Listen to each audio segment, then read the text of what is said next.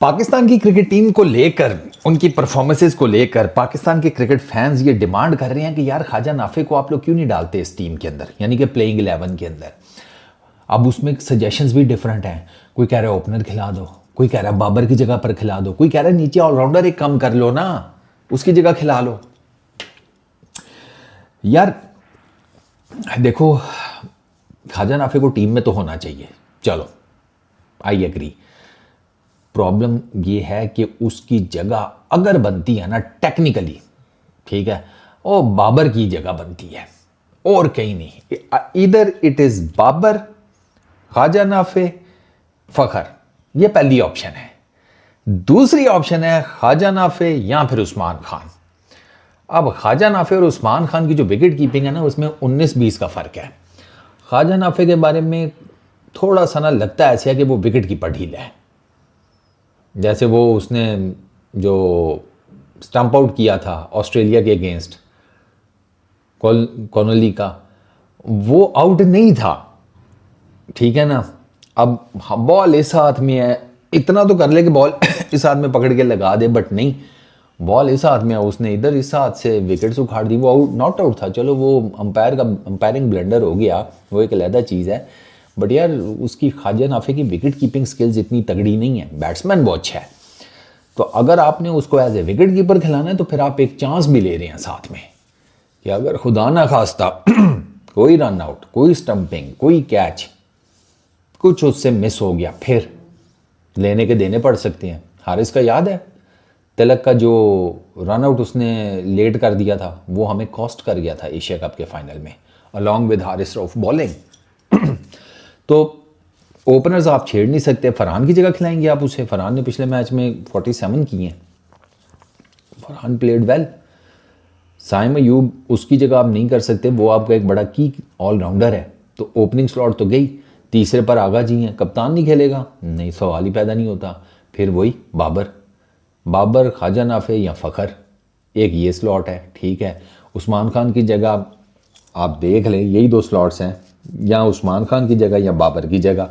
I would go with, मेरा ख्याल है कि बाबर ज़्यादा बेहतर है ऑप्शन, अगर आपने उसको ख्वाजा नाफे को रिप्लेस करनी है तो, मतलब ख्वाजा नाफे के साथ अगर आपने रिप्लेस करना है, क्योंकि नीचे शादाब हो गया, नवाज़ हो गया, फ़हीम हो गया, आपको बैटिंग को डेप्थ भी देनी है। क्योंकि आप ये देख लेंगे अगर आपकी बैटिंग डेप्थ ना होती तो नीदरलैंड्स के अगेंस्ट आपका क्या हाल होता। अल्टीमेटली आपको 8वें नंबर के आके बैटर ने जितवाया, राणा फ़हीम ने।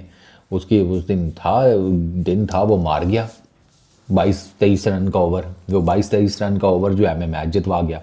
वरना हम तो मैच से बाहर थे, 2 ओवरों में 30 करना था, 15 का रन रेट। तो मुझे नहीं लगता कि ऑलराउंडर्स, क्योंकि ऑलराउंडर्स का भी आपको ना यूटिलाइजेशन पिछले मैच में I really don't think so Agha ji ने ठीक किया। अब साइम अयूब से आपने सिर्फ 1 ओवर किया, फ़हीम से आपने बॉलिंग नहीं की, नवाज़ उस तरह की बॉलिंग कर नहीं पा रहा था, तो आई गेस उसकी जगह पर 2 ओवर नवाज़ से करके तो 2 ओवर साइम अयूब से करवाए जा सकते थे, फ़हीम को बीच में इंडक्ट किया जा सकता था। आप आगा को ना ये कैलकुलेशन यूं करनी पड़ेगी कि उसको देखना पड़ेगा कि मेरा कौन सा बंदा जो है वो ठीक है, कौन सा नहीं, आज उसका दिन, उसको इमीडिएटली रिप्लेस कर दो। इतने ऑलराउंडर्स खिलाने का फिर फ़ायदा क्या है आपको? साइम अयूब आपका ऑलराउंडर है, नवाज़ है, शादाब है, फ़हीम है, 4 आपके पास पक्के ऑलराउंडर हैं, ठीक है। आगा जी खुद भी बॉलिंग कर लेते हैं, लेकिन चूंकि बीच में कम करते हैं तो इसलिए मैं उनको फ़िलहाल कंसिडर नहीं कर रहा। ये 4 तो आपके पास पक्के पड़े हैं, पक्के, ठीक है।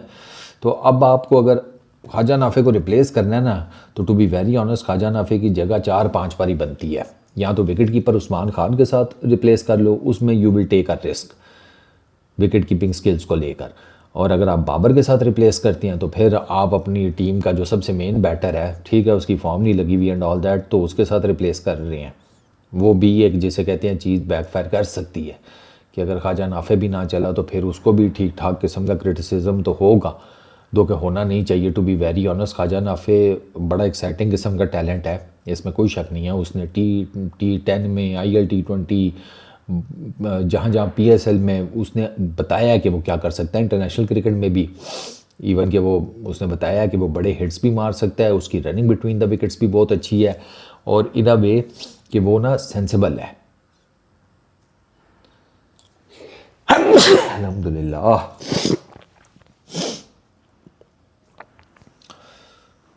ख्वाजा नाफे को पता है मैंने गेम को कैसे लेकर चलना है, बड़ी हिट मारनी है, कब मारनी है। अगर मुझसे बड़ी हिट नहीं लग रही तो मैंने सिंगल्स और डबल्स तेज़ भाग कर कैसे टीम को प्रेशर से बाहर रखना है।